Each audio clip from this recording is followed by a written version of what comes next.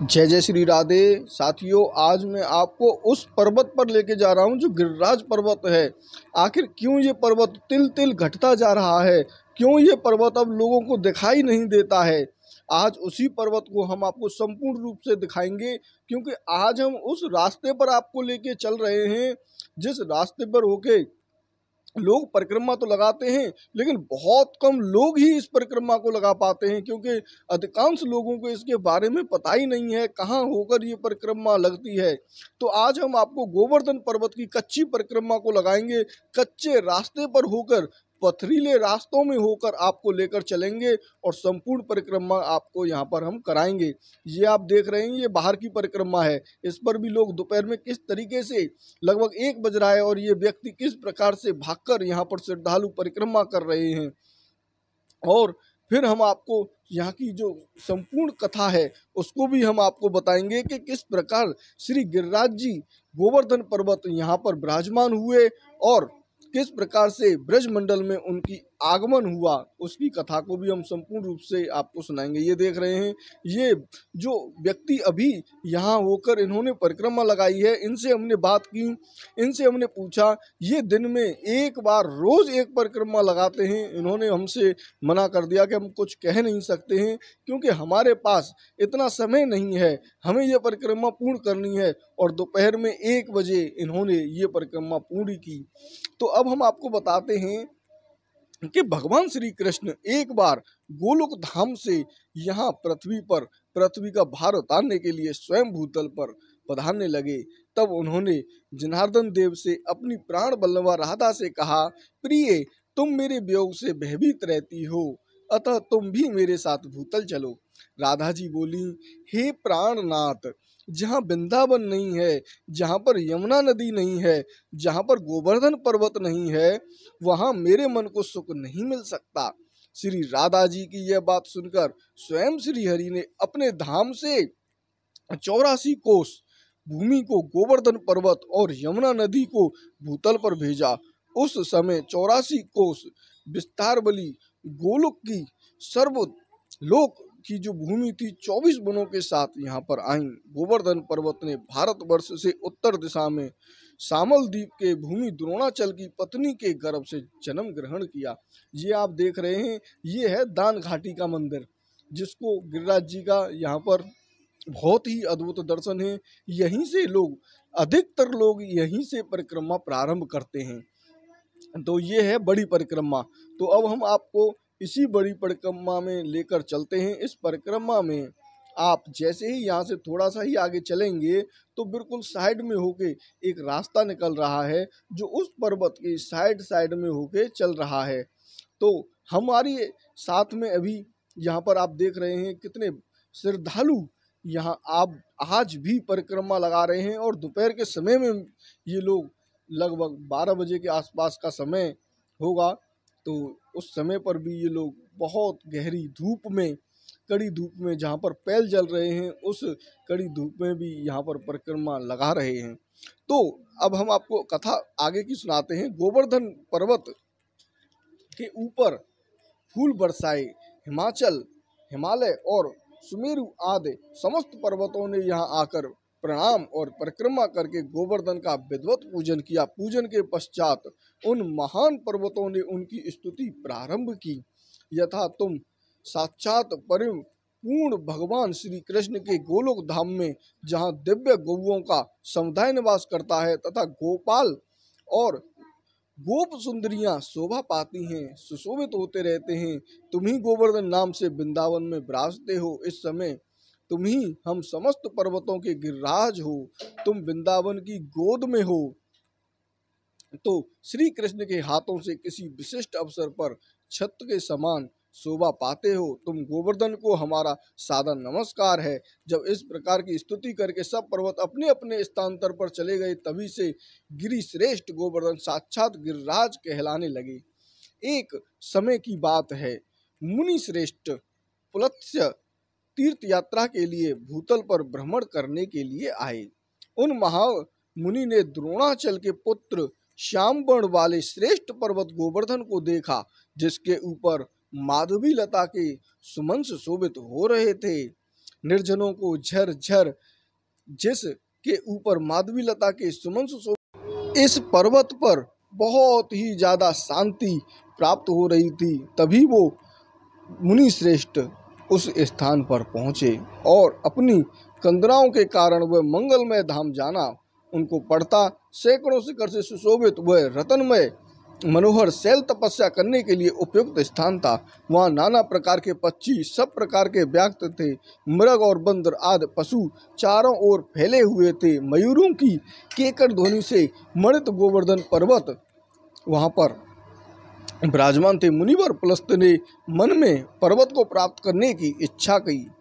इसके लिए उन्होंने गोवर्धन के पिता श्री द्रोणाचल के समीप गए और बोले, द्रोण, मैं काशी का निवासी मुनि हूँ और तुम्हारे निकट याचक होकर आया हूँ।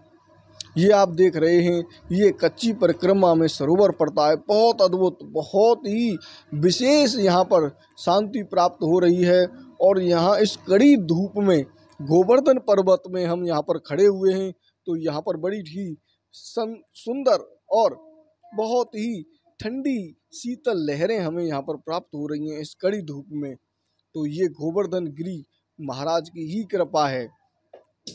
तो उन्होंने कहा कि तुम याचक बनकर आए हो और मैं तुम्हारे पुत्र को लेना चाहता हूँ। जहाँ दूसरा कोई पर्वत नहीं है, लता बेलों और वृक्षों से व्याप्त तुम्हारे पुत्र गोवर्धन के ऊपर रहकर मैं तपस्या करूंगा, ऐसी अभिलाषा मेरे मन में जागृत हुई। पुलस्त जी की यह बात सुनकर पुत्र स्नेह से बेहल हुए, द्रोणाचल के नेत्रों से आंसू भर आए। उसने पुलस्त मुनि से कहा, महामुने, मैं पुत्र स्नेह से आकुल हूँ। यह पुत्र मुझे अत्यंत प्रिय है तथा आपके श्राप से भयभीत होकर इसे आपके हाथों में देता हूँ। वह पुत्र बोले, बेटा, तुम मुनि के साथ करुणामय कर्म क्षेत्र भारतवर्ष में जाओ। श्री गोवर्धन ने कहा, मुनि, मेरा शरीर 8 योजन लंबा, 2 योजन ऊंचा और 5 योजन चौड़ा है। ऐसी दिशा में आप किस प्रकार मुझे लेकर चलेंगे? श्री पुलस्त जी बोले, बेटा, तुम मेरे हाथ पर बैठकर सुख पूर्वक चले चलो। जब तक काशी नहीं आ जाती तब तक मैं तुम्हें हाथ पर ही ढोए चलूंगा। श्री गोवर्धन ने कहा, मुनि, मेरी एक प्रतिज्ञा है, आप जहाँ कहीं भी भूमि पर मुझे एक बार रख दोगे, वहाँ की भूमि से मैं पुनः उत्थान नहीं करूँगा। श्री पुलस्त जी बोले, मैं इस सलम द्वीप से लेकर भारतवर्ष के कौशल देश तक तुम्हें कहीं भी रास्ते में नहीं रखूँगा, यह मेरी प्रतिज्ञा है। तदंतर वह महान पर्वत पिता के प्रणाम करके मुनि की हथेली पर आरूढ़ हुआ। उस समय उसके नेत्रों से आंसू भर आए। उस दाहिने हाथ पर रखकर पुलस्त मुनि लोगों को अपना तेज दिखाते हुए धीरे धीरे वहां से चले और ब्रजमंडल में आ पहुंचे। ये आप देख रहे हैं कितना अद्भुत दृश्य इस ब्रजमंडल के गोवर्धन पर्वत का है। यहाँ पर आप देख रहे हैं, ये बहुत ही अद्भुत मंदिर इस पेड़ों के पीछे है। और हम आपको यहाँ पर अब ये लेके तो नहीं जा सकते हैं, क्योंकि अभी हम आपको केवल परिक्रमा करा रहे हैं, यहाँ के दर्शन नहीं करा रहे हैं। गोवर्धन पर्वत को अपने पूर्व जन्म की बातों का स्मरण था। ब्रज में आने पर उसने मार्ग में मन ही मन सोचा, यहाँ ब्रज में भगवान श्री कृष्ण अवतार लेंगे और ग्वाल वालों के साथ बाल लीला तथा किशोर लीला करेंगे। इतना ही नहीं, श्री हरि यहाँ दान लीला और मान लीला भी करेंगे। अतः मुझे यहाँ से अत्यंत नहीं जाना चाहिए। यह ब्रज भूमि और यह यमुना नदी गोलोक से यहाँ आई हैं। श्री राधा के साथ भगवान श्री कृष्ण का भी यहाँ शुभागमन होगा। उनका उत्तम दर्शन पाकर मैं कृत हो जाऊंगा। मन ही मन ऐसा विचार करके गोवर्धन ने मुनि की हथेली पर अपने शरीर का भार अधिक बढ़ा दिया। उस समय मुनि अत्यधिक थक गए। उन्हें पहले की कहीं हुई बात की याद नहीं रही और भार से पीड़ित तो थे ही वो, और लघु शंका से निवृत्त होने के लिए चले गए। शौच क्रिया करके जल में स्नान करने के पश्चात मुनिवर पुलस्त ने उत्तम पर्वत गोवर्धन से कहा, अब उठो। अधिक भार से संपन्न होने के कारण जब वह दोनों हाथों से नहीं उठा, तब महामुनि पुलस्त ने उनसे अपने तेज और बल से उठा लेने का उपक्रम किया, किंतु वह एक अंगुल भी टस से मस न हुआ। तब श्री पुलस्त्य जी बोले, गिरिश्रेष्ठ, चलो चलो, भार अधिक न बढ़ाओ न बढ़ाओ। मैं जान गया हूँ तुम रूठे हुए हो, शीघ्र बताओ तुम्हारा क्या अभिप्राय है। गोवर्धन बोला, मुनि इसमें मेरा दोष नहीं। ये आप देख रहे हैं, ये बहुत ही अद्भुत स्थान है यहाँ पर, और यहाँ ऊपर एक बहुत ही अद्भुत मंदिर है। उस मंदिर के तो अभी हम आपको दर्शन नहीं करा पा रहे हैं, क्योंकि हम परिक्रमा में चल रहे हैं। और उन्होंने कहा, यहाँ स्थापित किया, अब मैं आपसे नहीं उठूंगा। अपनी यह प्रतिज्ञा मैंने पहले ही आपको प्रकट कर दी थी कि यह उत्तर सुनकर मुनि श्रेष्ठ पुलस्त्य की सारी इंद्रियां क्रोध से चंचल हो उठी। उसने ओष्ठ पकड़े और अपना सारा उद्यम व्यर्थ हो जाने के कारण उन्होंने द्रोण पुत्र को श्राप दे दिया। हे पर्वत, तू बड़ा ढीठ है, तूने मेरा मनोरथ पूर्ण नहीं किया है, इसलिए तू प्रतिदिन तिल तिल भर क्षीण होता जाएगा और तिल तिल भर तू खत्म होता जाएगा, यहाँ से धरती में बिल्कुल धंसता जाएगा। लोग तेरी परिक्रमा करते जाएंगे और तेरा यहाँ पर जो विनाश है वो धीरे धीरे होता जाएगा। यह श्राप दे दिया। ऋषि अपने कार्य में व्यर्थ होकर काशी धाम लौट गए। उसी दिन से यह गोवर्धन पर्वत प्रतिदिन तिल तिल करके क्षीण होता चला जा रहा है। जब तक भागीरथी गंगा और गोवर्धन पर्वत इस भूतल पर विद्यमान हैं, तब तक कली का प्रभाव कदापि नहीं बढ़ेगा। गोवर्धन का यह प्रकट चरित्र परम पवित्र और मनुष्यों के बड़े बड़े पापों को नाश करने वाला है। जो भूमि मंडल पर रुचिर और अद्भुत हैं, यह उत्तम मोक्ष प्राप्त करने वाला है, इसमें कोई आश्चर्य की बात नहीं है। एक दूसरा उल्लेख और हमें मिलता है, ये देखें, ये महाराज किस प्रकार से नंगे पैर, ये आप देख रहे हैं, ये नंगे पैर यहाँ गोवर्धन की परिक्रमा लगा रहे हैं। और अब लगभग समय 1 बजे के आसपास का होगा। आप देख रहे हैं कितनी कड़ाके की धूप। और ये जो स्थान है ये राजस्थान में पड़ता है। ब्रजमंडल हमारा राजस्थान में भी फैला हुआ है। अब हम यहाँ पर पूंछरी के लौठा पर आ चुके हैं। यहीं से अब हमें रोड पर नहीं जाना है, बिल्कुल इसी कुंड के बराबर से ही रास्ता जा रहा है, और फिर वापस हमें इसी गोवर्धन गिरिराज की परिक्रमा देनी है। तो हम चलते हैं और गिरिराज जी की परिक्रमा देते हैं। और पहले हम आपको यहाँ पर एक बार रोड को भी दिखा के लाते हैं, पूंछरी के लौठा को। यहाँ पर बहुत ही उत्तम स्थान है पूंछरी का लौठा। उस पूंछरी के लौठा के हम आपको थोड़े से दर्शन कराते हैं बाहर से, और पुनः हम उसी परिक्रमा में चलते हैं और वहाँ की आपको अद्भुत परिक्रमा कराते हैं। एक दूसरा उल्लेख श्री गोवर्धन के संबंध में ब्रजमंडल में आने का सुना जाता है। वह इस प्रकार है, जिस समय राम जी सागर पर सेतु बांध रहे थे और बानर इधर उधर से बड़े बड़े पर्वत लाकर नल नील के आगे एकत्रित कर रहे थे, श्री हनुमान जी उत्तरांचल से गोवर्धन को कंधे पर रखकर ला रहे थे। ब्रजमंडल में प्रवेश करते ही देववाणी हुई कि सेतु पूर्ण हो चुका है, अब यहाँ और पर्वतों की जरूरत नहीं है और पत्थर नहीं चाहिए। श्री हनुमान जी ने उस वाणी को सुनकर गोवर्धन को ब्रजमंडल में उतार दिया। तब हरि भक्त गोवर्धन ने कहा, हे महावीर, मुझे अपने भगवान श्री राम के चरण स्पर्श से वंचित कर दिया, मैं आपको श्राप देता हूँ। श्री हनुमान जी ने कहा, आप मुझे क्षमा कीजिए, मुझे भगवान श्री राघवेंद्र ने इस वंचना का कारण पूछने दीजिए, फिर जैसा आप चाहें करें। श्री हनुमान जी ने राम जी को आकर इस वृत्तांत को सुनाया। उन्होंने कहा, जो जो पत्थर सेतु बांध में काम आए हैं वो तो मेरे चरण स्पर्श से विमुक्त हो गए, किंतु जो गोवर्धन पर्वत नित्य ब्रज का परिकर है उसे मैं द्वापर के अंत में श्री कृष्ण अवतार के समय निरंतर कुछ दिन अपने हाथ पर धारण करूंगा और उसे सारे विश्व में अपनी मधुरतम लीलाओं को प्रेम पात्र बनाकर सुर नर मुनि उसे सारे विश्व में अपनी मधुरतम लीलाओं का प्रेम पात्र बनाकर वहाँ ब्रजवासियों का पूजनीय इष्ट देव के रूप में प्रतिष्ठित करूंगा। यह जानकर गोवर्धन आश्वस्त हो गए और मन में अति आनंद उनको प्राप्त हुआ। गोवर्धन के ब्रजमंडल में अवतरित होने के यह बात कहने मात्र का श्री गोवर्धन नित्य गोलोक में श्री राधा कृष्ण की मधुर भावात्मक रास लीलाएं संपादन करने वाला प्राधानात्मक चिन्ह यहाँ पर आज भी मौजूद हैं। यहाँ साक्षात ब्रजमंडल में ये स्थान है। श्री प्रियतम प्रिया की सेवा संपादन करती हुई, चाहे पलस्त के द्वारा हो या हनुमान जी के द्वारा हो, ब्रज में प्रकट होने के अनेकों उपकर्म हैं। श्री ब्रजधाम गोवर्धन में पूजा कैसे प्रारंभ हुई, ये आप देख रहे हैं। ये हैं श्री गिरिराज जी का मुख स्थल।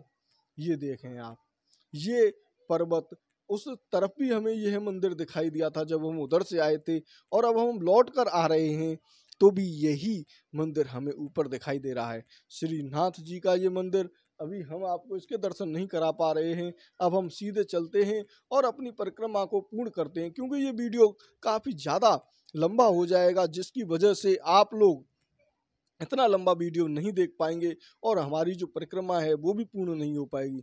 तो आज हम आपको कच्ची परिक्रमा गोवर्धन की संपूर्ण रूप से कराते हैं और इन मंदिरों के दर्शन एक एक करके हम आपको करवाते रहेंगे। श्री ब्रजधाम में श्री नंद महाराज और ब्रजवासीगण वृष्टि जल प्राप्त हेतु हर साल भादों के महीने में द्वादशी तिथि में स्वर्ग के राजा इंद्र की पूजा करते थे। श्री गिरिराज महाराज की महिमा देवराज इंद्र की महिमा से भी अधिक है। उन्हें यह ज्ञान न था। एक दिन श्री कृष्ण ने देखा कि ब्रज के सब गोप इंद्र यज्ञ करने की तैयारी कर रहे हैं। भगवान श्री कृष्ण सबके अंतर्यामी और सर्वत्र हैं। उनसे कोई बात नहीं छुपी थी, वे सब जानते थे। फिर भी विनम्र होकर उन्हें नंद बाबा के आदि बड़े बूढ़े गोपों से पूछा, पिताजी आप लोगों के सामने ये कौन सा बड़ा भारी काम, कौन सा उत्सव आ पहुंचा है? इसका फल क्या है? किस उद्देश्य से, कौन लोग किन साधनों से यह यज्ञ किया करते हैं? पिताजी आप मुझे यह अवश्य बताइए। आप मेरे पिता हैं और मैं आपका पुत्र हूँ। ये बातें सुनने के लिए मुझे काफी उत्कृष्टता भी है। नंद बाबा ने कहा, बेटा भगवान इंद्र वर्षा करने वाले मेघों के स्वामी हैं।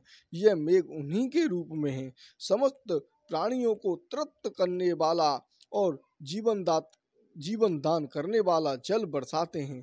देवादेव ब्रह्मा शंकर आदि भी शासन करने वाले केशव भगवान श्री कृष्ण ने नंद बाबा और दूसरे ब्रजवासियों की बात सुनकर इंद्र की पूजा बंद करवा दी और गिरिराज जी की पूजा प्रारंभ करने के लिए अपने पिता नंद बाबा से कहा। श्री कृष्ण ने कहा, पिताजी प्राणी अपने कर्म के अनुसार ही पैदा होता है और कर्म से ही मर जाता है। उसे अपने कर्म के अनुसार ही सुख दुख भय मंगल और निमित्तियों की प्राप्ति होती है। यह कर्मों को ही सब कुछ न मानकर उनसे विभिन्न जीवों के कर्म फल देने वाला ईश्वर माना भी जाता है। तो वह कर्म करने वालों को ही उनके कर्म के अनुसार फल देता है। कर्म न करने वाले पर उसकी प्रभुता नहीं चल सकती। जब सभी प्राणी अपने अपने कर्मों का फल भोग रहे हैं, तब हम इंद्र की क्या आवश्यकता है? पिताजी जब वे पूर्व संस्कार के अनुसार प्राप्त होने वाले मनुष्यों के कर्म फल को बदल ही नहीं सकते, तो उनसे क्या प्रयोजन? अपने विवाहित पति को छोड़कर जार पति का सेवन करने वाली ब्रह्मचारिणी स्त्री कभी शांति लाभ नहीं कर सकती। वैसे ही जो मनुष्य अपनी आजीविका चलाने के लिए एक देवता को छोड़कर दूसरे देवता की उपासना करते हैं, उससे उन्हें कभी सुख नहीं मिलता। ब्राह्मण वेदों के अध्ययन अध्यापक और पृथ्वी पालन के वैश्य व्रतावृत्ति और शूद्र ब्राह्मण क्षत्रिय और वैश्यों की सेवा से अपनी जीविका का निर्वाह करें। वैश्यों की व्रतावृत्ति 4 प्रकार की होती है: कृषि, वाणिज्य, गौरक्षा और ब्याज लेना। हम लोग उन चारों में से एक केवल गौपालन ही सदा से ही करते आए हैं। इस संसार की स्थिति, उत्पत्ति और अंत के कारण सर्वगुण, रजोगुण और तमोगुण हैं। यह विधि सब प्रकार से संपूर्ण जगत स्त्री पुरुष और संयोग से रजोगुण के द्वारा यहाँ उत्पन्न होता है। उसी रजोगुण की प्रेरणा से मेघगण कहीं जल बरसाते हैं। उसी अन्न और अन्न से भी सब जीवों की जीविका चलती है। इसमें भला इंद्र का क्या लेना देना? पिताजी ना तो हमारे पास किसी देश का राज्य है और ना ही हम बड़े नगर के बहुत बड़े अधीन हैं। हमारे पास गांव या घर भी नहीं है। हम तो सदा के वनवासी हैं और वन और पहाड़ ही हमारे घर हैं। इसीलिए हम लोग गौ, ब्राह्मणों और गिरिराज का पूजन करने की तैयारी करें। इंद्र इसके लिए सामग्री इकट्ठी की गई और यज्ञ का अनुष्ठान होने लगा। अनेकों प्रकार के पकवान, खीर, हलवा, पुआ, पूड़ी आदि लेकर मूंग की दाल तक बनाए गए। ब्रज का सारा दूध एकत्र कर लिया गया। वेदवासी ब्राह्मण के द्वारा वहां पर यज्ञ करवाया गया और जैसे ही वो यज्ञ हुआ, इससे ही जो इंद्र थे वो रूठ गए और जैसे ही वो रूठे तो उन्होंने वर्षा प्रारंभ कर दी और इतनी भयंकर वर्षा प्रारंभ की कि श्री कृष्ण जी ने अपनी सबसे छोटी किन्नी उंगली पर एक, जैसे गोबर का कंडा होता है उपला, उसको आदमी अपने उंगली पर उठा लेता है, ऐसे ही ये गोवर्धन पर्वत को अपनी उंगली पर उठा लिया। अब आप ये देख रहे हैं, ये बाहर का रास्ता है। हमारी जो परिक्रमा है वो बिल्कुल समापन होने वाली है और जो अंदर की परिक्रमा है समाप्त होने से पहले ही हमें यहाँ से बाहर निकलना होता है। तो हम यहाँ से बाहर निकल के आ गए हैं इस पर्वत से और आपको अब संपूर्ण हमने यहाँ की जो यात्रा है वो हमने कराई। अगर आपको ये यात्रा अच्छी लगी हो तो आप दूसरे लोगों के साथ शेयर करें और हमारे चैनल को जरूर सब्सक्राइब कर लें। आपने ये हमारा वीडियो अंत तक देखा उसके लिए बहुत बहुत धन्यवाद। श्री गिरिराज धरण की जय और बांके बिहारी लाल की जय। इसी प्रकार से सभी भक्तों का मंगल हो, ऐसी कामना हम गिरिराज महाराज से करते हैं और जो भी गिरिराज जी की परिक्रमा लगाए, श्री गिरिराज जी उनकी सभी इच्छाओं को पूर्ण करें। राधे राधे, राधे श्याम। जय हो गिरिराज महाराज।